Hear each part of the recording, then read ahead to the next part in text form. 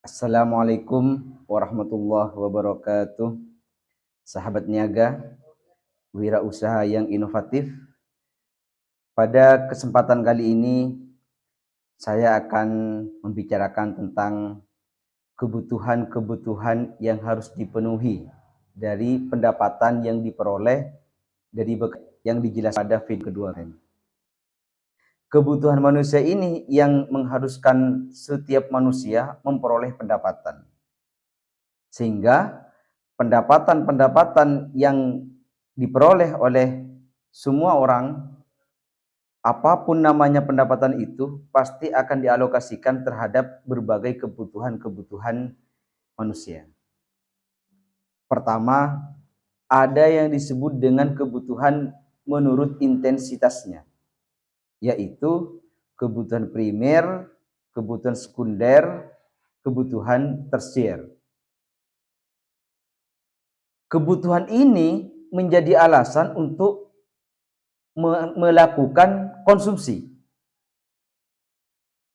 Jadi sebagian pendapatan digunakan untuk konsumsi. Alasan orang untuk melakukan konsumsi adalah karena ada kebutuhan primer, sekunder, tersier. Cuma aturannya konsumsi untuk intensitas ini harus skala prioritas, yaitu dimulai dari kebutuhan primer, kebutuhan sekunder, baru kebutuhan tersier. Karena kalau tidak melakukan urutan-urutan seperti ini, maka akibatnya fatal terhadap keuangan. Dimulai dari tersier dulu, hiburan, baru primer. Ini masalah total. Kedua, ada kebutuhan jasmani, ada kebutuhan rohani. Kebutuhan ini berdasarkan sifatnya. Alasan inilah juga orang melakukan konsumsi dari sebagian pendapatan yang mereka peroleh. Bedanya dengan kebutuhan primer, sekunder, tersier, kebutuhan jasmani dan kebutuhan rohani ini harus seimbang. Kalau yang pertama itu harus skala prioritas, yaitu primer, sekunder, tersier. Kalau yang ini jasmani dan rohani harus seimbang. Alasan inilah juga yang membuat orang melakukan konsumsi. Jasmani, makan, pakaian itu jasmani. Rohani, sholat, hiburan, zikir, itu rohani. Coba bayangkan orang bekerja terus, jasmani saja. Tapi orang tidak melakukan sholat, tidak melakukan zikir, tidak melakukan healing, tidak melakukan yang membuat hati kita tenang. Maka semuanya akan kacau. Contoh, sholat. Sholat itu kan butuh penutup aurat. Penutup aurat itu kan berupa baju, sarung, dan lain sebagainya. Berarti penutup aurat itu subordinasi dari ibadah sholat. Sehingga orang butuh konsumsi untuk membeli penutup aurat.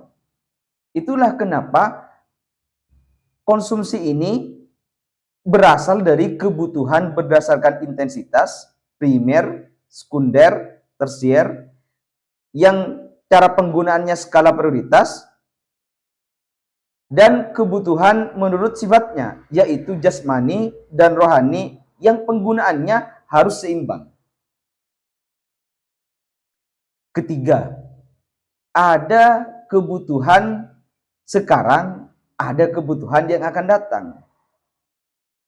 Kebutuhan yang akan datang ini menjadi alasan orang untuk menyisihkan sebagian pendapatan untuk menabung, menyisihkan sebagian pendapatan untuk melakukan investasi.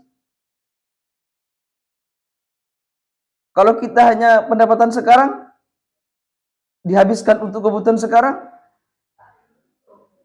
salah total, karena kita akan hidup di masa yang akan datang. Sekarang bulan Syawal, kan ada kebutuhan bulan Idul Adha, kan ada kebutuhan bulan Maulid, kan ada kebutuhan bulan puasa. Itu harus dilakukan dengan investasi atau menabung. Jadi sebagian pendapatan kita harus ditabung karena ada kebutuhan yang akan datang. 3. Ada yang disebut dengan kebutuhan individu dan kebutuhan sosial.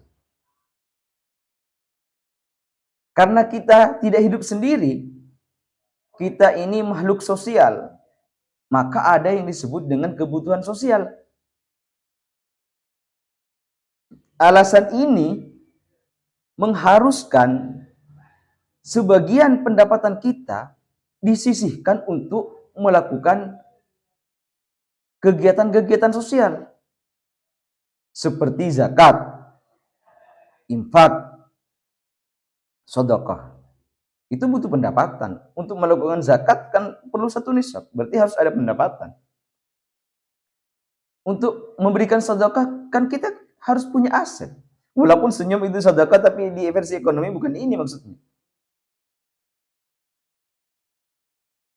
Jadi kebutuhan sosial dan kebutuhan individu ini mengharuskan orang melakukan kebutuhan berdasarkan sosial, zakat, infak, dan sedekah.